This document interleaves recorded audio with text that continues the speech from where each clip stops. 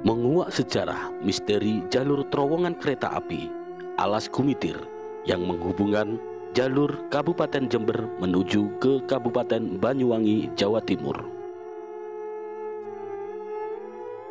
Terowongan kereta api Merawan, itulah sebutan salah satu terowongan kereta api yang berada di Desa Sidomulyo, Kecamatan Sido, Kabupaten Jember.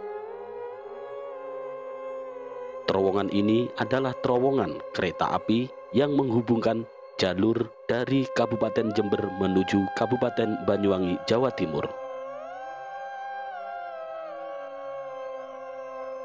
Sampai saat ini, terowongan Merawan dengan panjang kurang lebih 690 meter merupakan terowongan aktif terpanjang kedua di Indonesia setelah terowongan Sasak Saat yang memiliki panjang kurang lebih 949 meter.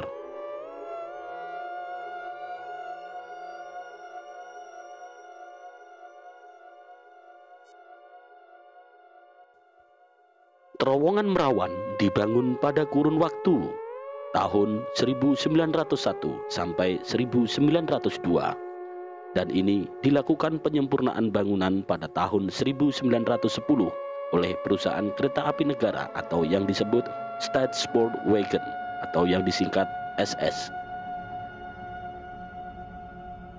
Pembangunan terowongan ini masuk ke dalam proyek pembangunan jalur kereta api Kalisat Banyuwangi yang dipimpin oleh seorang kepala insinyur.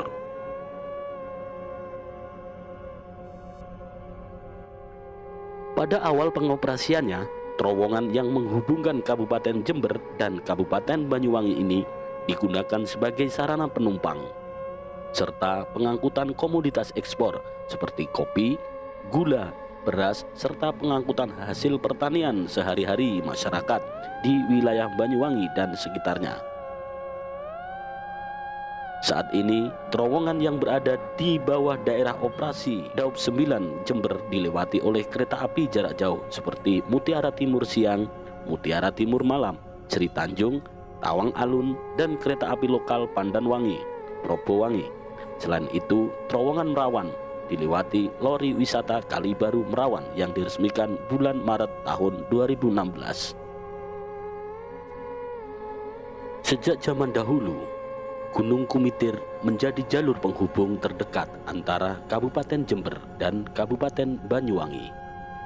Gunung Gumitir sendiri menjadi satu-satunya jalur yang ada di kawasan lintas selatan Pulau Jawa, khususnya di ujung bagian timur.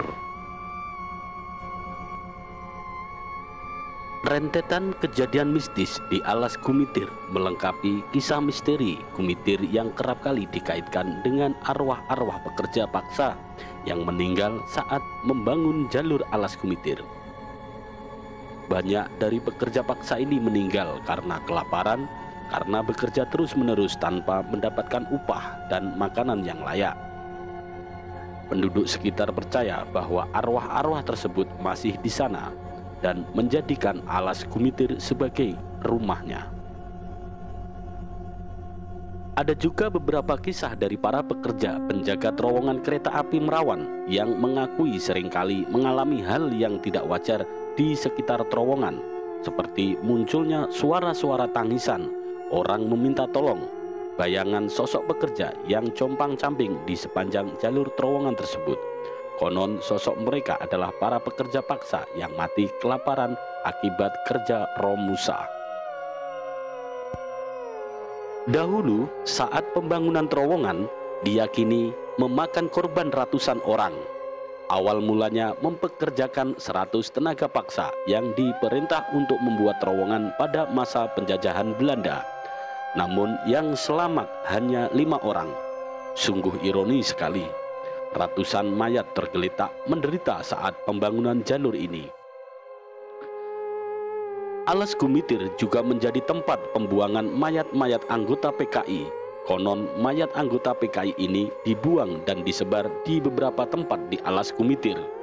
Kira-kira lokasi pembuangannya berada di Watu Gundang yang mana merupakan titik tertinggi jalan raya lintas Gumitir. Bukti kekejaman penjajah Jepang yang paling terkenal adalah Romusha. Romusha adalah kerja paksa ala Jepang. Mereka memaksa rakyat, terutama para petani, untuk mengerjakan berbagai hal, mulai dari terjun ke medan perang, membangun berbagai benteng, penjara, dan lain sebagainya. Para pekerja Romusha direkrut dengan paksa. Mengaku sebagai saudara tua, Jepang menjajah Indonesia sejak tahun 1942. Tak lama, tapi penjajahan itu menoreh luka yang sangat mendalam karena kekejamannya. Masa pendudukan Jepang relatif singkat, yakni 3,5 tahun, jauh lebih singkat dibandingkan Belanda yang berabad-abad. Namun, Jepang berhasil mengubah mimpi buruk menjadi nyata. Saat tiba di tanah air, pasukan Jepang mengawali penjajahan dengan mengaku sebagai saudara tua yang akan membantu masyarakat penduduk Indonesia dalam mengusir Belanda. Tak hanya itu, janji kemerdekaan juga digemborkan di awal kedatangan untuk memperoleh kepercayaan masyarakat rakyat Indonesia. Namun, semua kebaikan itu hanya berlangsung sebentar saja. Tak lama setelah Jepang menduduki Banten, makanan, obat-obatan, pakaian, dan berbagai barang kebutuhan lainnya menghilang dari pasar. Akibatnya, rakyat pun sangat menderita. Mereka terpaksa makan seadanya dan menggunakan karung goni sebagai alat penutup tubuh. Belum lagi jika sakit, tak ada obat yang bisa diakses, sehingga rakyat menggunakan tumbuh-tumbuhan herbal seadanya.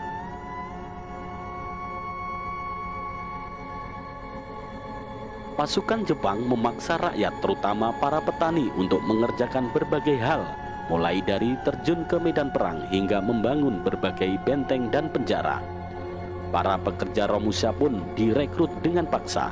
Setiap kepala daerah harus menyetorkan data laki-laki usia produktif.